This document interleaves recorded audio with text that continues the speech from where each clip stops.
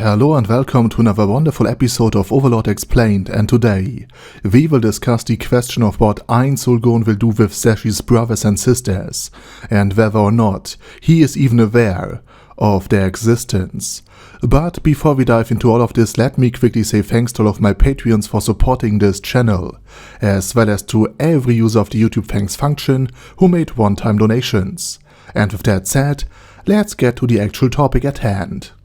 And let's start with explaining why Ainz Ooal Gown even knows of Zesshi Zetsumei's siblings. He was present in the room when the Elf King proclaimed that in theory his children should be as strong as he himself is, and he was shocked to realize that he never had considered that the grandchildren, or rather the kids of his kids, might develop the same power as he has. Ainz was present during this discussion, which was originally directed at Aura and Mare, who were also present in the Elf King's bedchamber, and the Elf King had mistaken the offspring of Buku Buku Shagama for his very own. And after that, the Elf King mentioned that he now needs to have kids with his own grandchildren, Aura and Mare, in order to create more strong offspring. So of course Ainz Ooal Gown hit him straight in the face. In other words, Ainz now has enough context to recognize that the Elf King had many children, and that the Elf King himself was not a normal being from the New World, especially considering the equipment he had worn. Also thanks to the capturing of Zesshi Zetsumei and reading her thoughts, something he already did at the end of Volume 16, Ainz now knows that Zesshi was the one who killed the Elf King. Or rather, she killed her own father.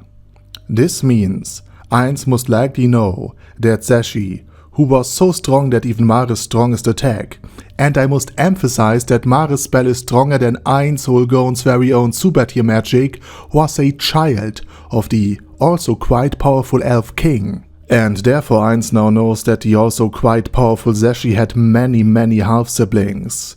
Now the question then arises, how will the Overlord react to all of this? Well, he will initially seek revenge against Slain, but let's assume Slain will be as much alive as the Cuts plane after Ainz is done with the theocracy. Then the Overlord will have time to deal with Zeshi's half-siblings. Furthermore, Ainz was already disappointed with the treasure of the Elf King, which were relatively unspectacular compared to his own strength.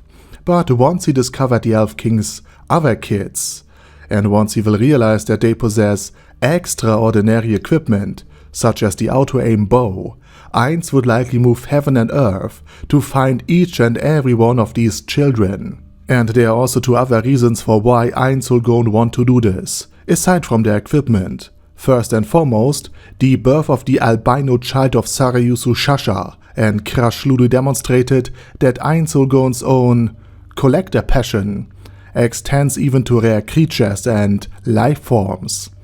And what could be rarer than the grandchildren of one of the 8 Greed Kings?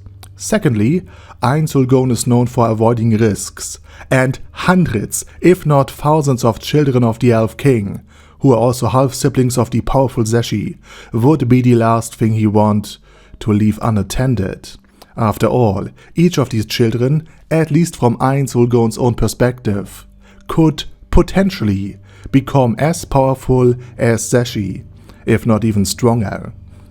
This brings us to my final point. Since Ainz Ooal Gown has never acted hostile towards the Elf Kingdom at large, he doesn't have to employ force to get what he wants. On the contrary, he established good relationships with some of the elves already. And technically speaking, it is also perfectly true that Ainz Ooal Gown's forces have apprehended the Elf King Slayer himself. He would also probably not simply abduct or kidnap the children. Instead, he would merely recruit them. Ainz, his Sorcerer Kingdom and the Great Tomb of Nezarec have already shown with the 3 elves from Area Usrut that material resources and the promise of a better and less dangerous life are enough to recruit elves and make them want to stay. Therefore, the Elf King's children will most likely become citizens of the Sorcerer Kingdom and enjoy the material wealth and the security it provides. And if the will to join is lacking here and there, Ainz can assist with mind control by implanting false memories, such as depicting life in the Sorcerer Kingdom as beautiful and their previous life as miserable, in order to win them over. After all, Ainz had been shown to be capable of doing this right after he altered the memory of Shizu Delta and the Emmott sisters. But again, maybe Ainz Ooal Gown would interpret the Elf King's ramblings as an admission that every single one of his hundreds of kids was just as strong as a normal New Worlder, and therefore Ainz might not be bothering to convince the kids to join the Sorcerer Kingdom. But again, given Ainz Ooal Gown's careful nature and his anxiety when it comes to these things, Ainz would very likely not take the word of some deranged elf king who wanted to touch Aura and Mare as the end-all be-all of things, and he would likely make sure that he at least gets to understand the power level of every kid of the Elf King. But even if Ainz knows for a fact that all kids are just average New Worlders, there's no reason to think that their own kids would not turn out to be stronger. After all, Ainz had seen how powerful a kid of the Elf King could potentially become, because again, Mare had captured Zesshi. So he will likely try to turn the kids of the Elf King to his own side, if you ask me.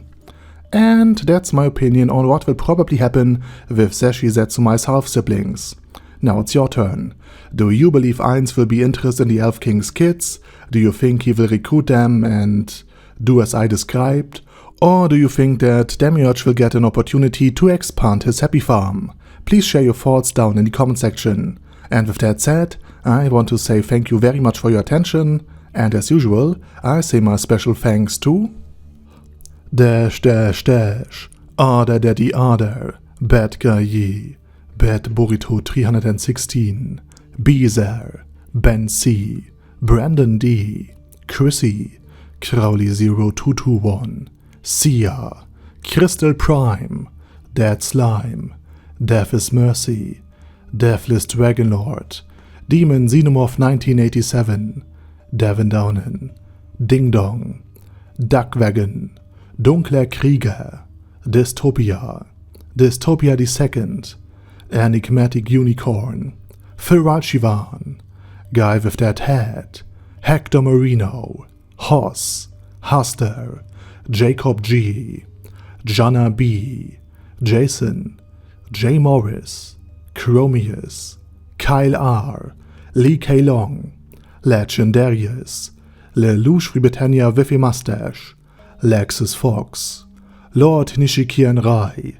Lord Touch Me, Loverazor, Merovec, Mr. Shoes, Mr. Tweaker, Michael R, Michael Y, Nope, Oh Hell No, Normal Toad, O'Kill, Overlord General Gasper, Paddy Pentum, Personage, Primus 11, Rhinomir, Cune Caracos P, Shergox's Daddy, Shadow Lightning Wolf, Shrine Keeper, Super Tier Magic Batista Bomb, Supreme Cheese, Staris, Ted, Texas Deer, The Orc Warboss, Rocket Smasher, T.E. Wang, Vash Hawkeye, Vegito 27, Venture Fanatic, Wilhelm, Xenukai, and Zonagon. Thanks guys.